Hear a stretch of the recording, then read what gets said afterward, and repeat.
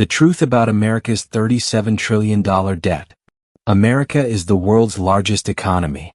Its companies lead global innovation. Its military is the most powerful on Earth.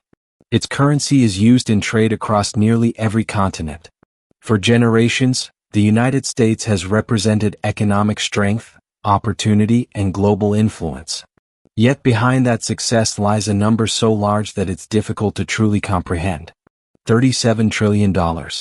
That's the size of America's national debt. Every day that number grows. Every hour, billions of dollars are borrowed, repaid, and borrowed again. To many people, it sounds like the country is heading toward financial disaster. Others argue it's simply the price of being the world's largest economy. So which is true? How did the United States accumulate more than $37 trillion in debt? Where did all that money go? Who actually owns this debt? And perhaps the biggest question of all, can America continue borrowing at this pace without changing its future? This isn't just a story about numbers on a government balance sheet. It's a story about wars, economic crises, political decisions, public spending, and the promises made to generations of Americans. More importantly, it's a story about how those decisions may affect the country's future and the lives of millions of people. Today we're uncovering the truth behind America's $37 trillion debt. Part 1. What is the national debt? Before we can understand whether America's debt is a problem, we first need to understand what the national debt actually is. Many people confuse three different terms: government spending, budget deficit, national debt. Although they're related, they don't mean the same thing. Let's begin with government spending. Every year, the federal government pays for thousands of services and programs. It funds the military, maintains highways and infrastructure, supports scientific research, provides retirement benefits through Social Security, pays for healthcare programs such as Medicare and Medicaid, funds education, disaster relief, law enforcement, veterans benefits, and countless other public services. All of this requires enormous amounts of money. To pay these bills, the government collects revenue, primarily through individual income taxes, corporate taxes, payroll taxes, and other federal taxes. But here's the challenge. In many years, government spending exceeds the amount collected in taxes. When the government spends more than it earns during a single fiscal year, it runs what's called a budget deficit. Think of it like a household. Imagine a family earns $80,000 in a year but spends $90,000. The extra $10,000 has to come from somewhere. They might borrow it through a loan or a credit card. The U.S. government works in a similar way, although on a much larger scale. Instead of using credit cards, it borrows money by issuing U.S. Treasury securities, financial instruments such as Treasury bills, Treasury notes, and Treasury bonds. When investors buy these securities, they're effectively lending money to the U.S. government. In return, the government promises to repay the original amount on a future date and pay interest while the money is borrowed. Who buys these Treasury securities? The answer might surprise you. American citizens, banks, pension funds, insurance companies, mutual funds, state and local governments, the Federal Reserve, and foreign governments and international investors. Because U.S. Treasury securities are generally viewed as among the safest investments in the world, demand for them has historically remained strong. Now let's return to the difference between a deficit and the national debt. A budget deficit is the amount the government borrows in a single year because spending exceeded revenue. The national debt is the total amount owed after decades of accumulated borrowing, minus any repayments. In other words, every annual deficit adds to the national debt unless the government runs a budget surplus and pays part of it down. America didn't wake up one morning owing $37 trillion. That figure is the result of many years of decisions, unexpected crises, economic downturns, and changing national priorities. The next question is, how did the debt grow from a manageable figure into one of the largest obligations ever recorded by any nation in history? To answer that, we need to travel back through the defining moments that shaped the modern American economy. America's $37 trillion national debt didn't appear overnight. It wasn't caused by one president, one political party, or one single crisis. Instead, it was built over decades through a combination of wars, economic downturns, tax policies, emergency spending, and rising borrowing costs. To understand today's debt, we need to travel back through history. World War II, the first major surge. The first dramatic increase in America's national debt came during World War II. After entering the war in 1941, the United States rapidly expanded military production. Factories that once built automobiles began producing tanks, aircraft, ships, and weapons. Millions of Americans joined the armed forces. The government financed this enormous effort by borrowing heavily through the sale of U.S. Treasury bonds. By the end of the war, the national debt had reached levels that were unprecedented at the time. But there was one important difference. After World War II, the American economy experienced decades of strong growth. Businesses expanded. Millions of new jobs were created. Productivity increased. And because the economy grew faster than the debt became more manageable relative to the size of the economy. For a time, it appeared that rapid economic growth could outpace government borrowing. The 1980s, lower taxes and higher spending. The next major turning point came during the 1980s. The United States introduced significant tax reductions with the goal of encouraging investment, business expansion, and economic growth. At the same time, government spending, particularly on defense, remained substantial. Lower tax revenue combined with continued spending led to larger annual budget deficits. As a result, the national debt began rising more quickly than in previous decades. Although the economy expanded during much of this period, the government continued relying on borrowing to finance part of its operations. Recessions add more pressure. Economic recessions create another challenge for government finances. When businesses slow down and unemployment rises, tax revenue often falls because people and companies earn less. At the same time, government spending typically increases as more people qualify for unemployment benefits and other assistance programs. This combination often leads to larger budget deficits. Throughout several economic downturns, borrowing increased as policymakers attempted to support economic recovery. Each recession added another layer to the growing national debt. The 2008 financial crisis. Then came one of the most severe economic shocks in modern American history. The financial crisis of 2008. The collapse of the housing market triggered failures across the financial system. Major financial institutions faced enormous losses. Credit markets froze. Businesses struggled to borrow.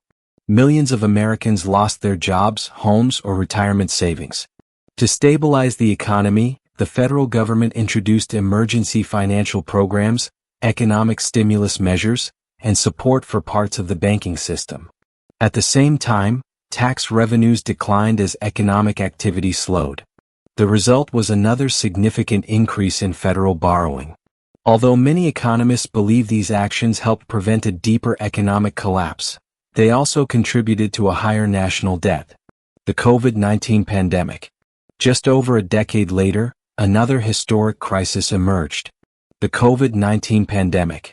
Businesses closed. Travel nearly stopped. Millions of workers were suddenly unemployed. Entire industries faced extraordinary disruption. To reduce the economic damage, Congress approved several large relief packages. Stimulus checks were sent directly to households. Expanded unemployment benefits supported workers who had lost income. Financial assistance was provided to businesses, hospitals, schools, and state governments.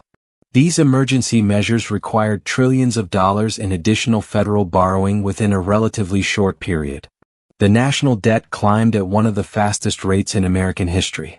Supporters argued that extraordinary circumstances required extraordinary action.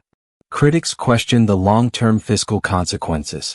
Regardless of political views, the pandemic marked another major turning point in the nation's debt trajectory. Rising interest cost. Borrowing money is never free. Every treasury bond issued by the U.S. government pays interest to investors. As the total debt grows, the amount of interest the government must pay also increases. When interest rates remain relatively low, these payments are more manageable. But when interest rates rise, borrowing becomes more expensive. New debt is issued at higher interest rates. Older debt is refinanced at higher costs as it matures. This means a growing share of the federal budget goes toward paying interest rather than funding government programs or new investments. In recent years, interest payments have become one of the fastest growing federal expenses. This doesn't automatically mean the United States is facing an immediate debt crisis. But it does reduce the government's financial flexibility and increases the importance of future fiscal decisions. A debt built over generations. Looking back, one thing becomes clear. America's $37 trillion national debt was not created by a single event. It reflects more than 8 decades of wars, economic recessions, tax policies, financial emergencies, public investments, and responses to unexpected crises. Each generation added another chapter to the story. Each crisis required difficult decisions. And each decision carried long-term financial consequences. But an equally important question remains. If the government has borrowed trillions of dollars over the years, where has all that money actually gone? To answer that, we need to examine how the federal government spends the money it raises and borrows each year. Part 2. Where the money goes. After hearing that the United States owes more than $37 trillion, many people ask the same question. Where did all that money actually go? Did it disappear? Was it wasted? Or was it spent on programs that millions of Americans rely on every day? The answer is more complicated than many people realize. The federal government doesn't spend money on just one thing. Instead, it funds hundreds of programs and responsibilities that affect nearly every aspect of American life. Let's look at where most federal spending goes. Social Security. One of the largest portions of the federal budget is Social Security. For millions of retired Americans, Social Security is their primary source of monthly income. Workers contribute to the system throughout their careers by paying payroll taxes. When they reach retirement age, or in certain cases become disabled, they receive monthly benefits. Today, as Americans are living longer and the population continues to age, more people are collecting benefits than in previous generations. That means Social Security represents one of the government's largest ongoing financial commitments. Medicare. Another major expense is Medicare. Medicare provides health insurance primarily for Americans age 65 and older, along with some younger individuals who qualify because of certain disabilities. Healthcare has become increasingly expensive over the past several decades. New medical technologies, longer life expectancies, and rising treatment costs have all contributed to higher government spending. As healthcare costs continue to rise, Medicare remains one of the largest components of the federal budget. Medicaid. Alongside Medicare is Medicaid. While Medicare mainly serves older Americans, Medicaid provides healthcare assistance to many low-income families, children, pregnant women, seniors with limited income, and people with disabilities. The program is jointly funded by the federal government and individual states. During periods of economic hardship, enrollment often increases as more people become eligible for assistance. This makes Medicaid another significant long-term federal expense. National defense. The United States also spends hundreds of billions of dollars each year on national defense. These funds support military personnel, training, equipment, intelligence operations, cybersecurity, research, overseas bases, veteran services, and the maintenance of one of the world's largest and most technologically advanced armed forces. Supporters argue that this spending helps maintain national security and global stability. Others believe there are opportunities to reduce costs without compromising security. Regardless of political opinion, defense remains one of the federal government's largest annual expenditures. Interest payments on the national debt. One category has been growing especially quickly in recent years. Interest payments on the national debt. Every time the U.S. government borrows money by issuing Treasury securities, it agrees to pay interest to investors. As total debt increases, so does the amount of interest that must be paid. And when interest rates rise, borrowing becomes even more expensive. Unlike spending on infrastructure or public services, interest payments don't create new roads, schools, or hospitals. Instead, they represent the cost of borrowing money that was spent in the past. Many economists consider this one of the most important challenges facing future federal budgets because these payments consume resources that could otherwise be used elsewhere. Other federal programs. Beyond these major categories, the federal government funds thousands of additional programs. It invests in transportation infrastructure, scientific research, space exploration, education, agriculture, law enforcement, environmental protection, disaster relief, border security, veterans benefits, foreign aid, public health, and many other responsibilities that keep the government operating. Each program may represent only a small share of total spending on its own, but together they account for hundreds of billions of dollars every year. It's more than one expense. When people hear about America's $37 trillion debt, it's easy to imagine that all of the money was spent on a single program or one major event. The reality is very different. The debt reflects decades of spending across retirement benefits, healthcare, defense, infrastructure, emergency relief, education, scientific research, and countless other government responsibilities. Some spending was planned. Some responded to wars or financial crises. Some reflected long-term promises made to American citizens.